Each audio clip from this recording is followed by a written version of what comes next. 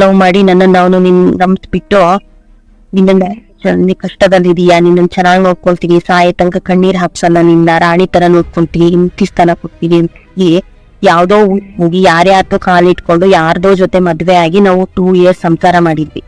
ಅದಾದ್ಮೇಲೆ ಹೇಳ್ಬಿಟ್ಟು ಮನೆಯವರಿಗೂ ಗೊತ್ತಾಗಿ ಮತ್ತೆ ನಾವು ಮದ್ವೆ ಆದ್ವಿ. ನಾವು 5,000 ಕೆಲಸ ಸ್ಟಾರ್ಟ್ ಮಾಡಿದೀವಿ. 5,000, 8,000, 10,000, 12, 15,000, 20 ಹೀಗೆ ಹೋಗಿದ್ದು ನಮ್ ಸ್ಯಾಲ್ರಿ. ನಮ್ ಎಲ್ಲೂ ಕಳ್ದಿಲ್ಲ. ನನಗ್ ಬರೋ ಸ್ಯಾಲ್ರಿನ ಇವತ್ ಸ್ಯಾಲ್ರಿ ಬಂದ್ರೆ ನಾಳೆ ದರ್ಶನ್ ಹತ್ರ ಹೋಗ್ತಾ ಇತ್ತು.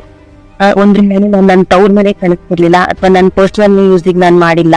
ಪ್ರತಿ 1 ರೂಪಾಯಿನೂ ನಾನ್ ದರ್ಶನ್ ಹತ್ರ ಕೊಟ್ಟಿದ್ದೀನಿ. ನಾವಿಬ್ರು ಸೇವ್ ಮಾಡಿ ಇಷ್ಟು ವರ್ಷ ಎಫರ್ಟ್ ಹಾಕಿ ನಾವು ಈ ಮಟ್ಟಿಗೆ ಬಂದಿದೀವಿ. ಇವತ್ತೊಂದ್ ಬ್ಯಾಗ್ ಆಗಿರ್ಬೋದು, ಒಂದ್ ಕಾರ್ ತಗೊಂಡು ಇರ್ಬೋದು, ನಾವ್ ಇಮಿಡಿಯೇಟ್ ಬಂದಿಲ್ಲ. ನಾವು 5,000 ರೂಪಾಯಿ ಸ್ಯಾಲ್ರಿಯಿಂದ ಮೇಲ್ ಬಂದಿರೋದು. ನಾವು ಇಷ್ಟು ವರ್ಷ ಅವನ್ನ ಮೇಲ್ ತಂದಿದೀವಿ, ಇಬ್ರು ಸೇರಿ ನಾವು ಬಂದಿರೋದು. ಅವನು ತಗೊಂಡ್ ಬಂದಿರ್ಲಿಲ್ಲ ಬರ್ತಾ, ನಾವಿಬ್ರು ಸೇರಿ ಈ ಮಟ್ಟಿಗೆ ಬಂದಿದೀವಿ.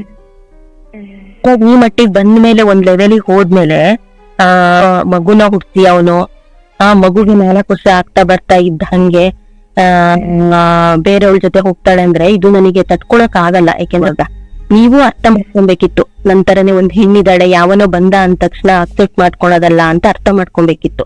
ಇದೆಲ್ಲ ಆದ್ಮೇಲೆ ಅವ್ರ ಅಣ್ಣನ ಮನೆಗೆ ಹೋಗಿ ಅವ್ರ ಅಣ್ಣನ ಮೇಲೆ ಪ್ರಮಾಣ ಮಾಡಿ, ದರ್ಶನ್ ಹೌದು ನಾನು ತಪ್ಪು ಮಾಡಿದೀನಿ, ನನ್ ಹೆಂಡತಿಗೆ ಮೋಸ ಮಾಡ್ದೆ, ಇನ್ ಮುಂದೆ ತಪ್ಪು ಮಾಡಲ್ಲ, ನನ್ ಹೆಂಡತಿ ಜೊತೆನೆ ಇರ್ತೀನಿ ನಾನು ಅಂತ ಹೇಳಿ ಅವ್ರ ಅಣ್ಣನ ಮೇಲೆ ಪ್ರಮಾಣ ಮಾಡಿ ಎಲ್ಲ ಆಗಿ ಸರಿ ಹೋಗ್ತೀವಿ ಅಂತ ಹೇಳಿ ಮತ್ತೆ ನೀವು ಮಂಡೆ ಅದೇ ತಪ್ಪು ಮಾಡಿದಿರಿ. ಇಬ್ರು ಮೀಟ್ ಆಗಿದ್ದೀರಿ ಮಂಡೆ, ಆಯ್ತಾ? ಇಲ್ಲ ಅಂತ ಹೇಳ್ಬೇಡಿ. ಇಲ್ಲ ಖಂಡಿತ ಇಲ್ಲ ಮತ್ತೆ ಬ್ರೇಕ್ ಮಾಡಿದಿರಿ, ಅದನ್ನು ನಾನು ಕ್ಷಮಿಸಿದೀನಿ, ಆಯ್ತಾ?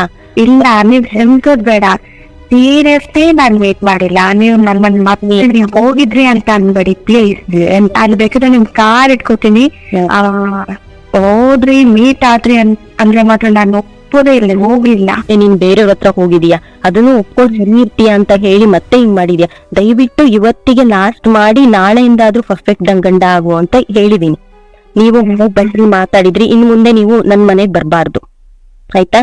ನೀವು ಇನ್ನು ದಯವಿಟ್ಟು ನೀವು ನಾನು ನನ್ ಗಂಡ ನನ್ ಮಗು ನಮ್ ಲೈಫ್ ಅಲ್ಲಿ ನೀವು ಎಂಟ್ರಿ ಆಗ್ಬಾರ್ದು. ನಮ್ ಲೈಫ್ ಇಂದ ನೀವು ದೂರ ಹೋಗ್ಬೇಕು.